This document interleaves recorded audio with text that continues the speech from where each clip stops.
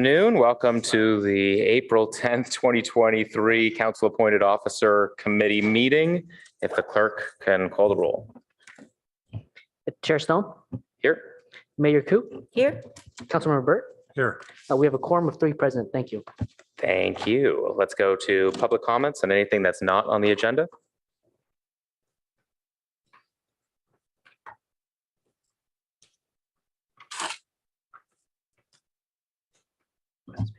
No request to speak. Thank you. Then we'll move to our first and only action item, discussion and recommendation to the City Council on next steps regarding appointment of the city auditor. Does staff have any presentation? Good afternoon. Yes, council appointed officers committee. We do not have a presentation this afternoon. However, we are here obviously to assist the committee in facilitation of your discussion on next steps.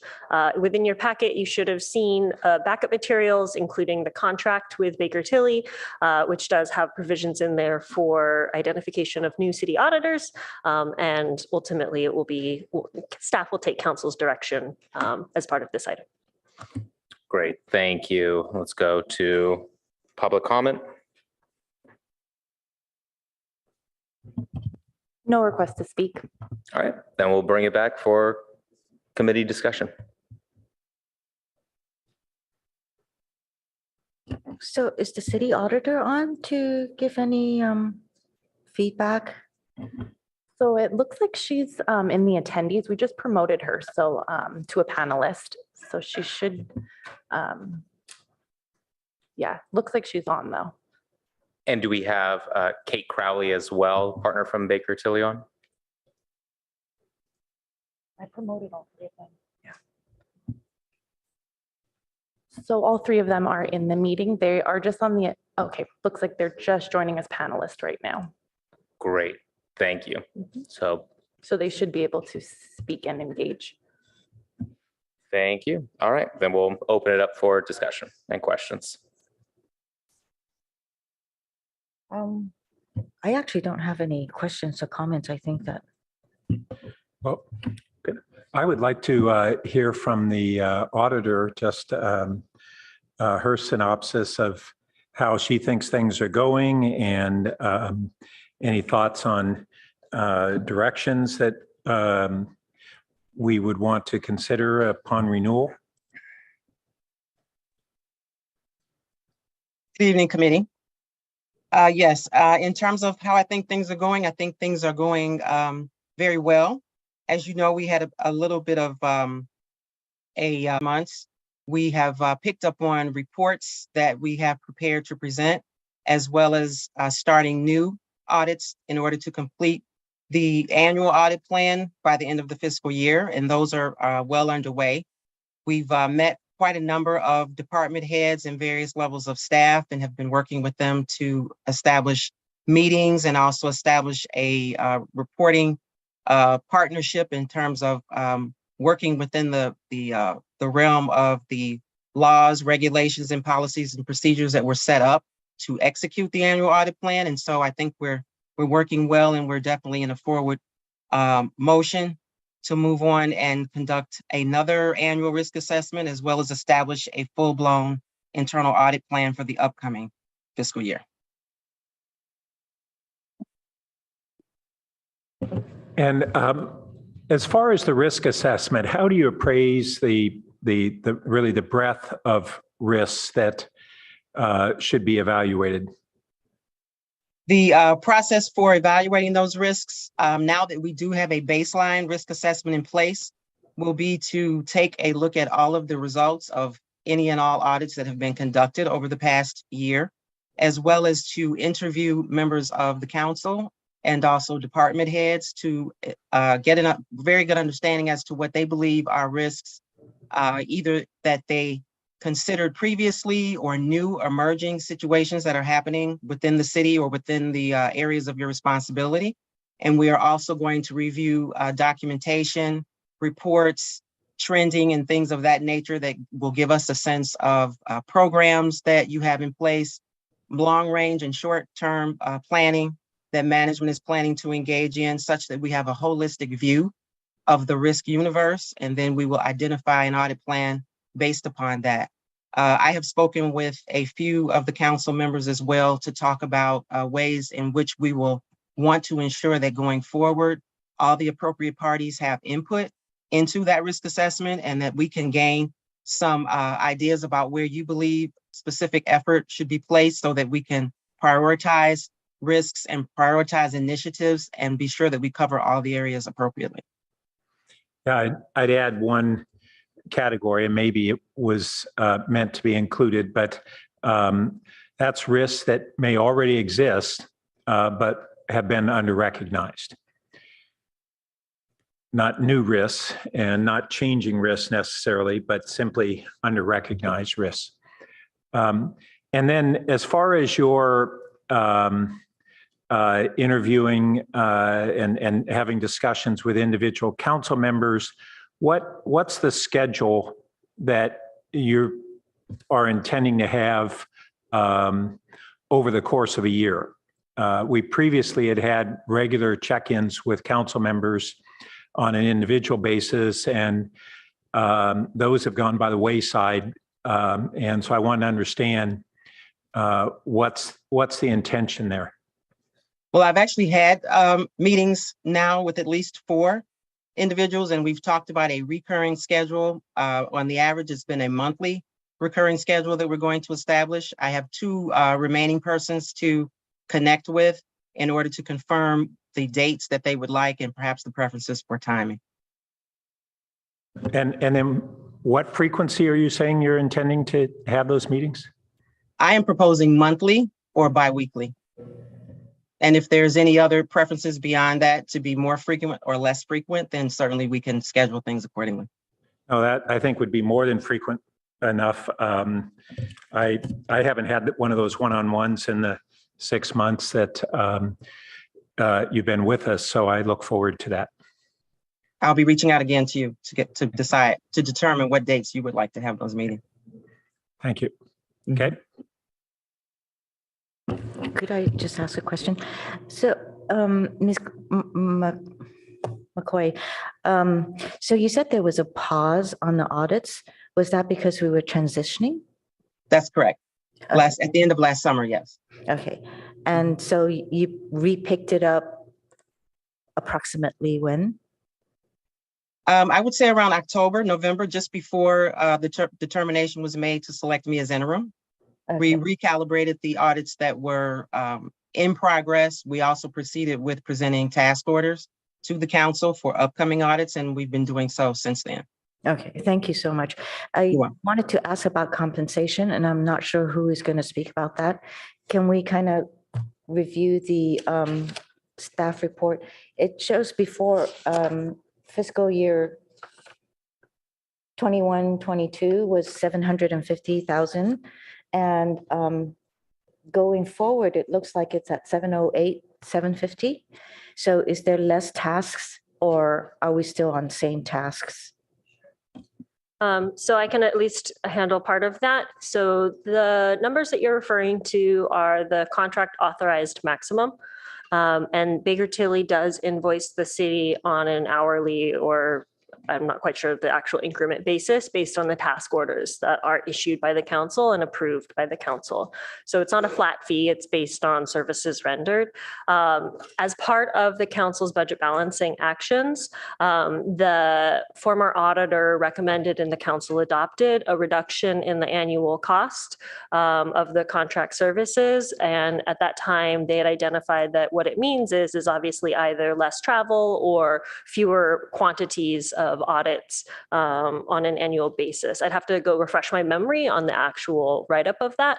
But that reduction that you see is a result of those actions that the council took as part of the pandemic balancing. Yeah, and I recall last time we discussed it, definitely interest in reducing the amount of in-person visits to be able to save money, especially given the ease and comfort of Zoom. So, Ms. McCoy, I want to just appreciate the work that you have done. I think coming in and filling in for Mr. O'Rourke had to be no easy task. And I think you have really stepped into it really Thank you. well. I've been very comfortable working with you. Appreciate your offers of one-on-ones and can definitely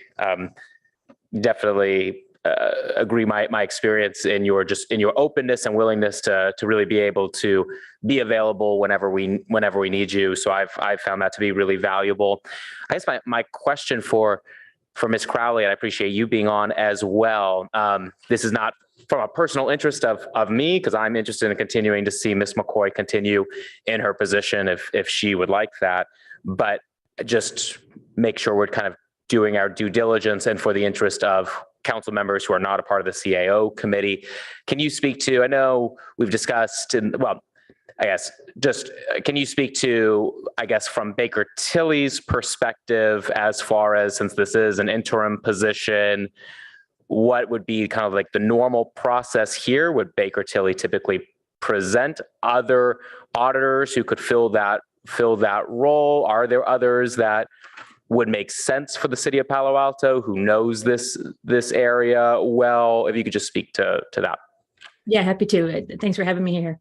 If you recall, well, I suppose you won't all recall, so I'll go back to last summer.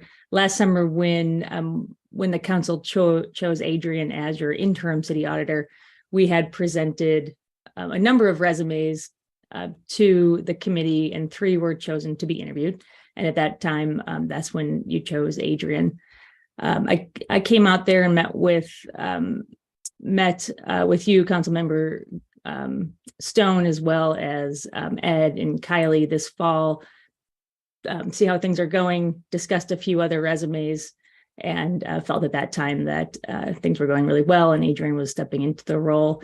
If the council had interest in looking at additional resumes, we certainly could provide those.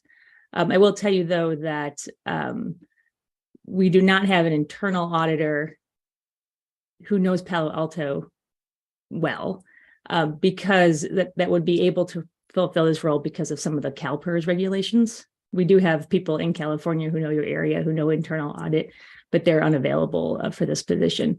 So at this point, given that Adrian's been in this role for the months that she certainly has the most understanding of your community, as well as coupled with her experience in internal audit. Great, thank you. I appreciate that, and wanted to just kind of have that on the record, because yeah, you and I did talk about that a few months ago. So appreciate for that, for the clarity of other members. And then I guess for Ms. McCoy, would it be beneficial for you to be able to come to Palo Alto more frequently? I mean, is the budgetary constraints making that difficult, or do you feel like you now, with your amount of time in this position, have a level of comfort and understanding of the city's inner workings? And what do you need from us to be able to do your job better?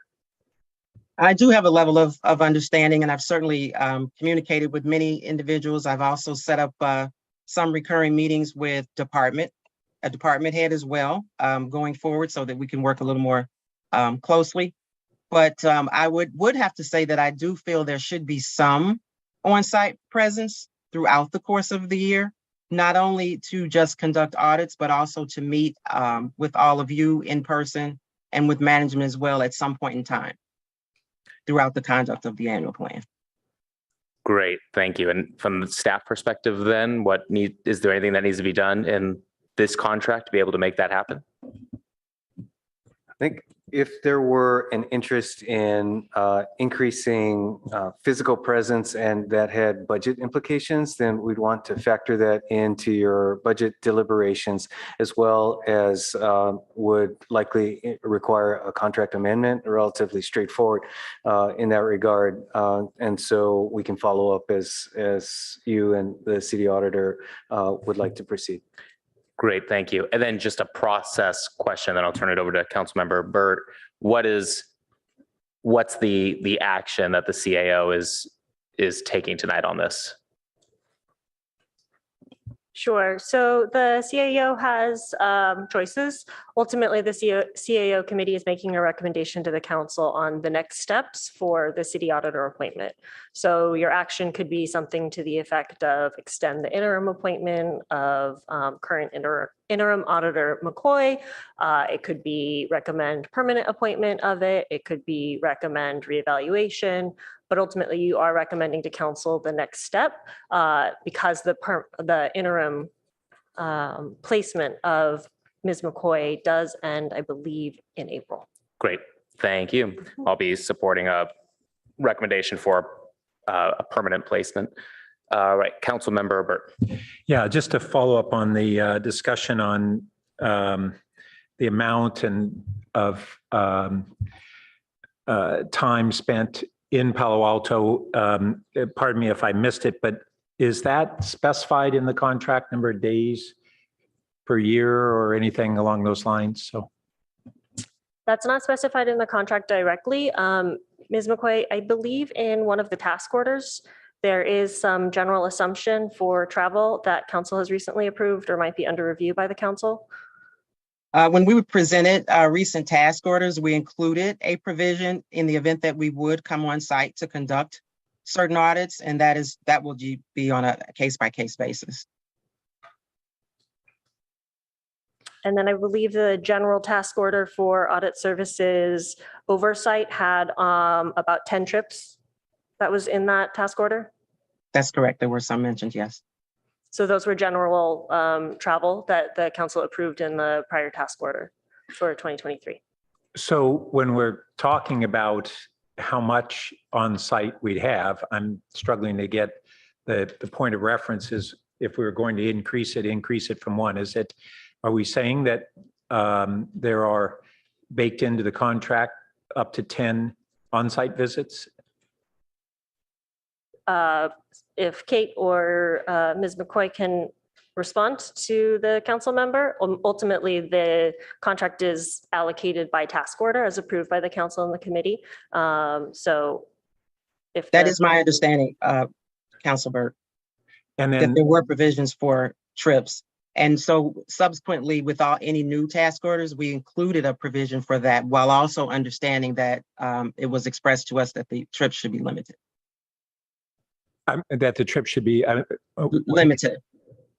The trip should be limited. Limited. Yes. And so out of those, if we have budgeted for up to 10 trips, those are for, do we anticipate how many days on site each of those would be? I'm trying to get a sense of that. Now, I'll just frame it this way.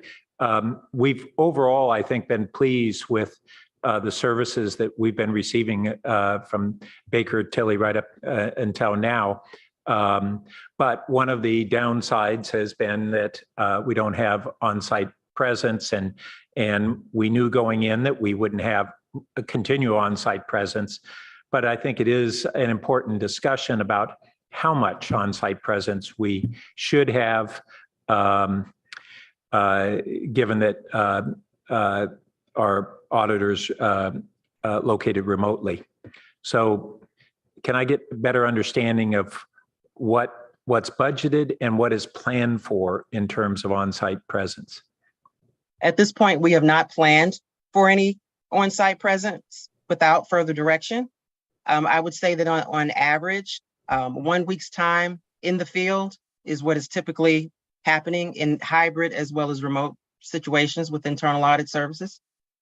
But it would be entirely up to the council as to what you believe is reasonable. Now, when you say 1 week's time, you mean per what period? 5 work days. Per year? For an audit. What? Per task order? Per task order, per audit. I see. Okay. Mm-hmm. And an audit on average is approximately 12 weeks, somewhere in that time frame. Okay. And then how much on-site presence have we had the last 6 months or 3 months? We have not been on site based on the last directive that we received upon the interim position being filled with myself.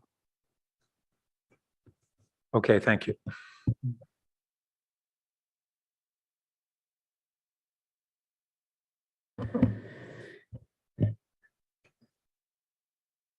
Do you have any other questions? I guess the only thing I'll add to that, I know policy and services last year with several task orders that came before us, there was explicit direction of reducing some of the trips that seemed to go on for a little, seemed to be a bit excessive to the committee then. So maybe there's been a bit of a overcorrection and see if we could find a balance to make sure that you're able to be on site, but not more than necessary. And Sure you don't mind not having to fly across the country as often, but we also have some good pizza out here, just not as good as Chicago.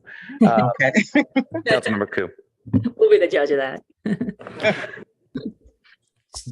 So Adrian, I think we talked about this before, but, with our previous former in-house auditor, there was also a lot of interaction with the general public, with a lot of the residents. And I kind of want to make sure that is, how will that be handled? Just so that I think the general public has an idea of what they can expect from the city's auditor. Well, I'm certainly agreeable to having a dedicated email for the purposes of those inquiries coming in. Certainly, I can take phone calls as well. And I think we also spoke about whether you may want to have a particular council member designated as the person who will essentially field those inquiries to me. So I'm totally open to whatever process you would like to have. Okay, that's good to know. Ms. Nazay? Oh, I was just identifying that in the contract project manager is actually the policy and services chair. So staff helps do the administration. So things like invoice paying or moving things forward for scheduling, but ultimately the policy and services chair signs off on invoices, signs off on those kinds of coordination activities. And so that would also include inquiries from the public of the auditor. Yes, and the city does continue to maintain the city.auditor at cityofpaloalto.org, which the Baker Tilly team does have access to. So whatever changes or whatever council ends up as the formal communication route, it would be updated in the website for the auditor's website. Okay, thank you.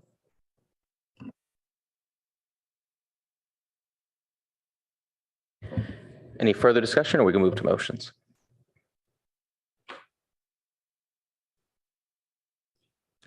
Councilmember Ku? Oh, sorry, Mayor Ku. That's okay. So I'll move that we approve this contract, recommend approval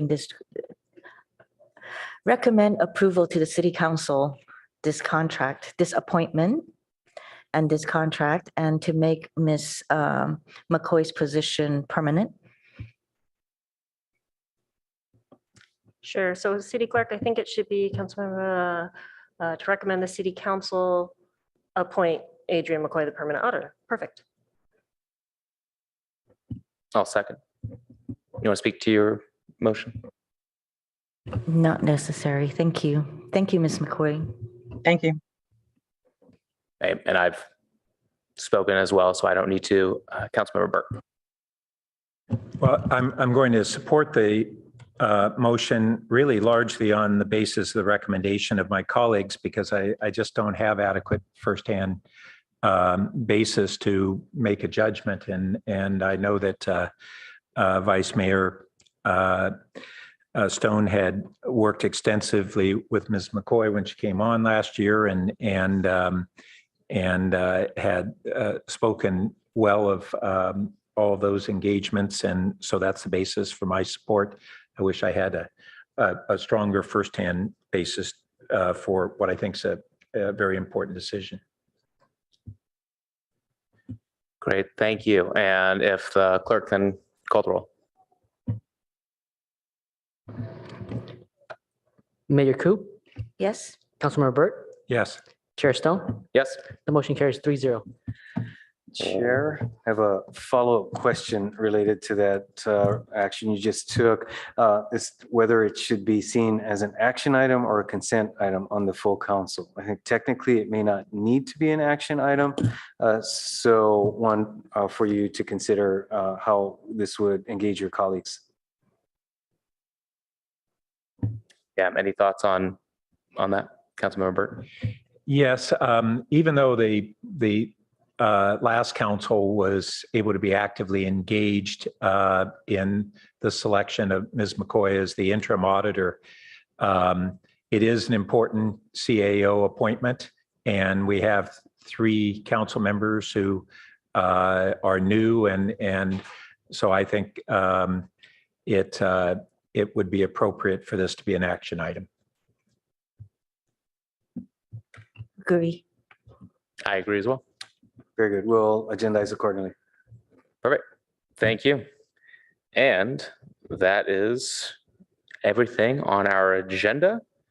Perfect. So if you are here for the double header, don't expect us to get done with the council meeting in under 30 minutes, but that was nice. So any future agenda items? Staff does not have any outstanding referrals. Thank you. Any thoughts from Councilmember Burt? Yeah, just thinking about kind of the work plan of the committee for the year. This is a standing committee that meets infrequently and with a much more limited scope than our other standing committees.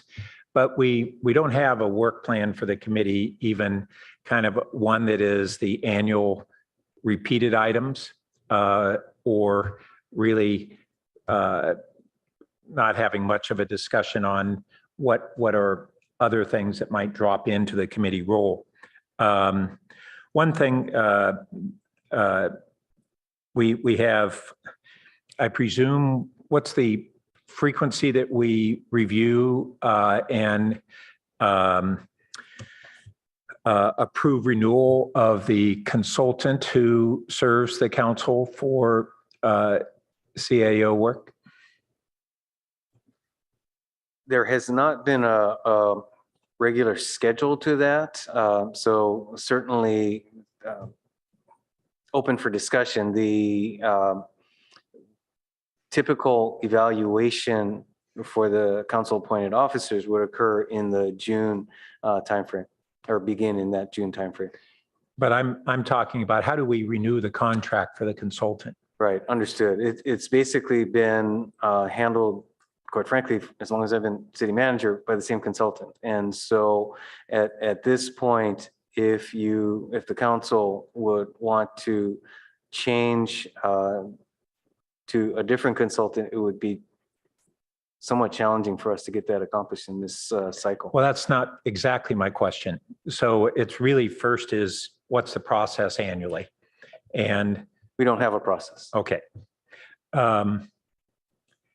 And just in my tenure, we've had 3 different consultants, 2 of them with the same firm. I just didn't know whether it is somehow done on an automatic basis without any discussion or how that occurs.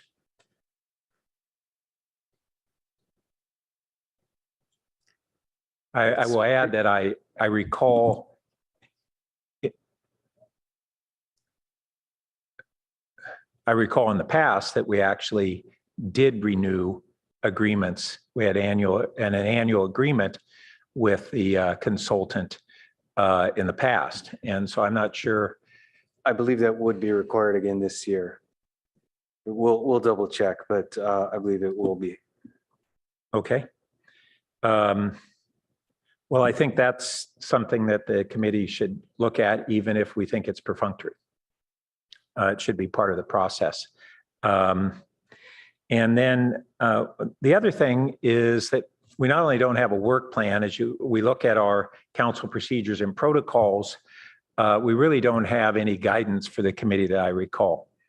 And we just recently had a closed session mid-year update with 2 of our CAOs that wasn't convened by this committee. And really had as a subject matter not so much of a focus on the mid-year update of the CAOs, but more on how the council would proceed on its work plan as it affected the performance of the CAOs.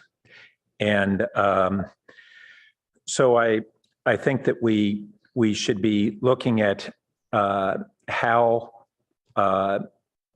the reviews, whether they're annual or mid-year reviews with the CAOs, are agendized and how the scope is determined.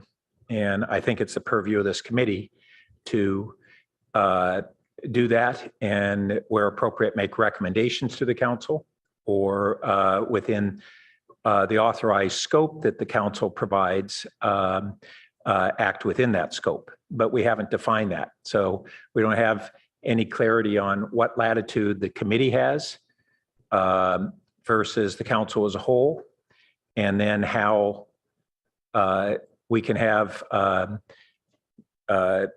meetings that are the responsibility of this committee to convene without the knowledge or consent of the committee.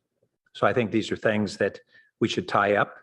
I don't know what would be the determinations on those, but I think we historically had certain understandings, and those seem to be maybe running adrift a bit because they're not codified. So I would recommend that we have a discussion at an upcoming CAO committee meeting and then see if this committee wants to make recommendations to the council on defining those parameters at all.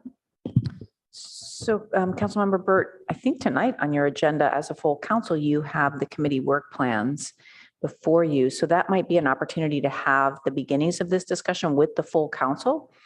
Because of course this is a committee of the council. So you're quite right that this committee doesn't have a description in the municipal code. As long as I've been here, 12 years, it's been an informal committee that has certain traditional tasks, but maybe, you know, it's as you say, the boundaries are not fully settled. So that would be something that could be done either through the procedures and protocols or actually put into the municipal code. It's a bit more flexible if it's in the procedures and protocols, but really it's 6 of one, half dozen of another, and the council can define that as it wishes.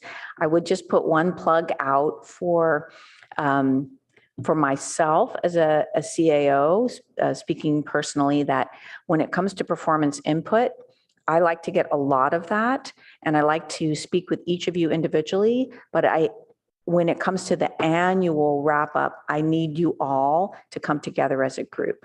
It's really critical to us because you may have some differences and diversity in the emphasis or even in direction, and that we can't be successful when council members, we're getting a slightly different direction from different council members. So we do need the full council to come together on that performance feedback piece. Thank you. Yeah, it was in part seeing tonight's agenda on the standing committee work plans that further kind of affirmed to me that we're treating this committee like it's outside of the standing committees, and it's not, as you say, in the municipal code, but it is a standing committee. So so as the items agendized tonight, you believe it's broad enough to cover standing committees that aren't specifically mentioned?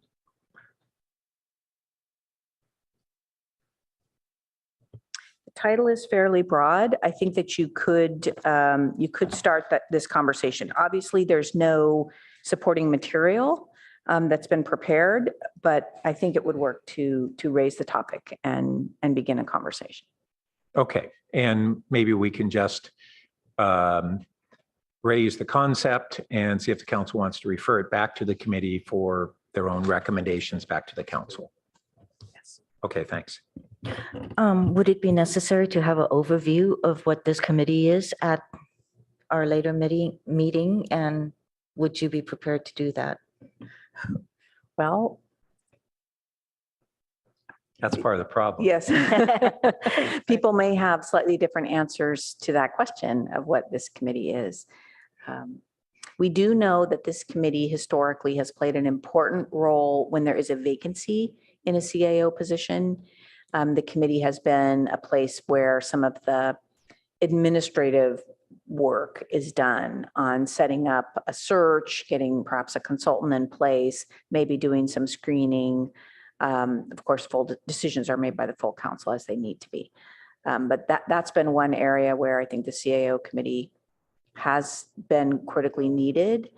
In my experience, substantive performance feedback, the committee hasn't done that. That's been before the full council, I think for the reasons that I stated. But then there may be other issues that are worth discussing. Thank you. And maybe just tonight, assuming Councilmember Burt, you've probably chaired this and probably have the most time on the CAO committee in the past as well. Maybe tonight when you bring up that suggestion, you can give a quick summary of the committee in your eyes. As best I can. Perfect. Okay, sounds good. Hearing no other discussion, then we are adjourned. See you soon.